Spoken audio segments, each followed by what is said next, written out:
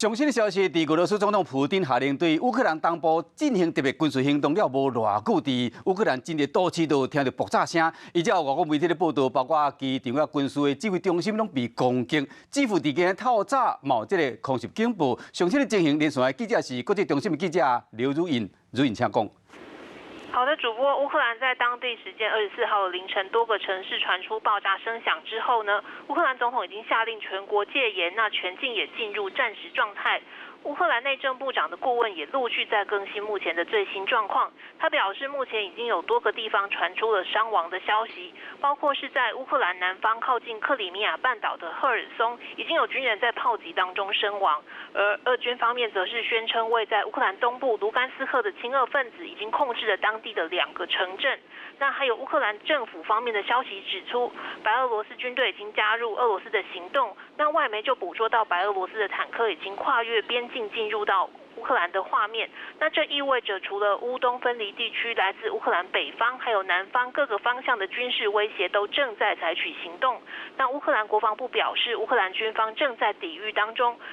并且让俄军是遭受到重大的打击。乌克兰参谋本部的消息也指出，现在已经成功击落了俄罗斯的军机。不过，俄罗斯媒体则是引述俄罗斯国防部的消息，他们表示，俄罗斯已经透过高精准武器破坏了乌克兰的空军基地，还有军事设施，成功瘫痪了乌克兰的防空系统。 那虽然乌克兰首都基辅的市长他已经透过声明安抚民众，要民众留在家中，不过还是有外媒记者目击到有大量的车流开始离开基辅市中心往西部的方向前进。至于乌克兰东部城市，也有很多居民涌入加油站、还有银行提款机等等，似乎正准备要离开乌克兰。 那乌克兰外交部长也透过推特发文，呼吁国际间要加大对俄罗斯的制裁力度，并且要求国际盟友们要提供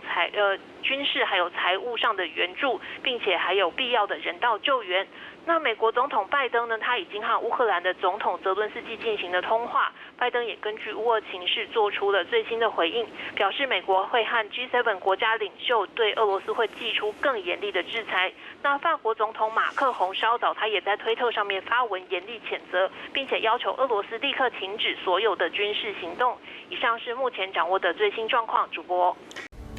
我是陈雅玲，想要跟我一起从零掌握天下事吗？赶紧按下华视新闻 YouTube 频道的订阅按钮，开启小铃铛，跟我一起探讨公共议题，给您最专业的华视新闻。